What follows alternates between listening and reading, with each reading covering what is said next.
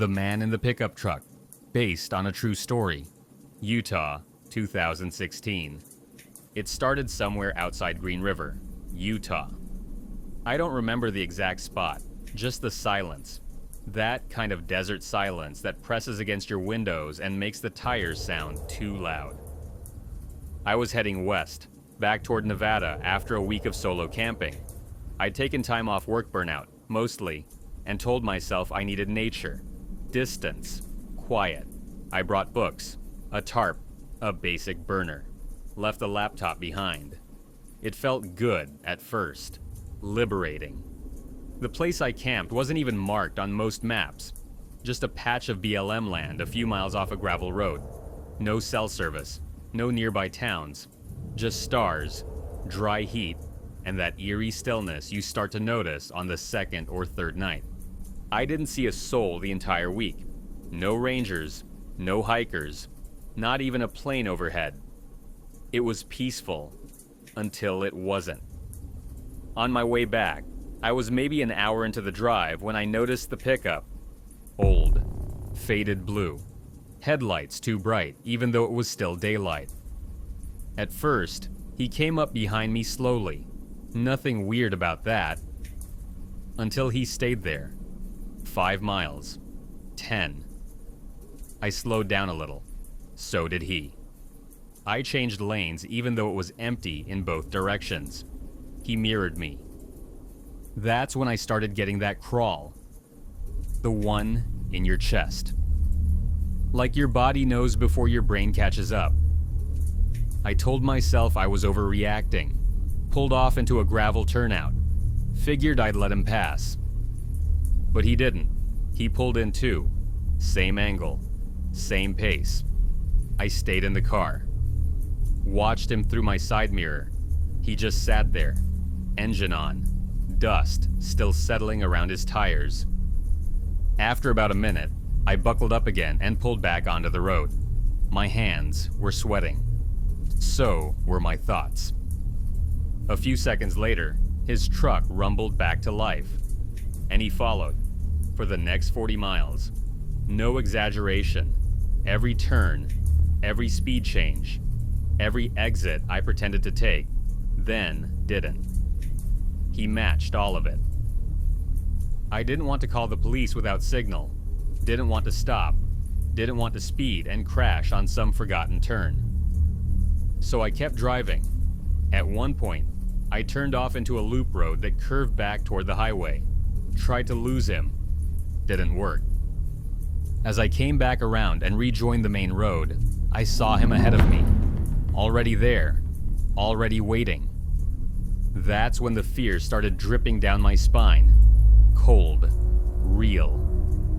I didn't know the guy. I couldn't see his face. But I knew that truck. The beat-up back end. The dull rims. The way it moved.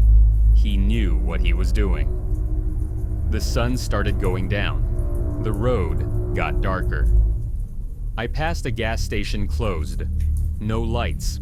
Looked like it hadn't been open in years. I kept going. And then, suddenly, the truck turned off. No signal. No brake lights. Just veered onto a dirt trail and disappeared. I didn't stop to think. I floored it. I didn't know where I was going. Just away. About 20 minutes later, I reached a small town.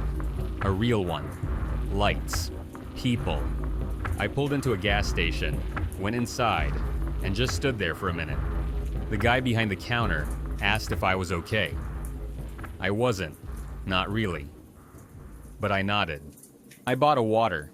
Used their bathroom. Stayed there for almost an hour, just waiting to feel normal again. I didn't see the truck again. But for weeks afterward, I kept checking mirrors. Kept watching for headlights that looked too steady, too bright. Sometimes, even now. When I drive those empty stretches, I wonder if he was just messing with me. Or if he was waiting for the right moment. One more stop, one more turn off, and maybe I wouldn't be telling this story at all.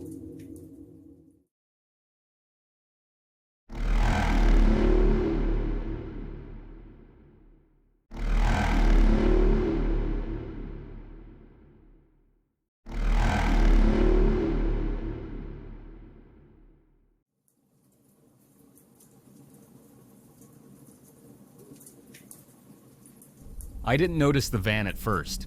It was a long stretch of Highway 167, just outside Bald Knob. Early spring, early evening. That weird time when the shadows stretch long, but the day doesn't want to let go. I was driving home from my sister's place, a couple hours south. It wasn't a fun visit. Family stuff. Doesn't matter. What matters is, I was tired. Mentally and otherwise.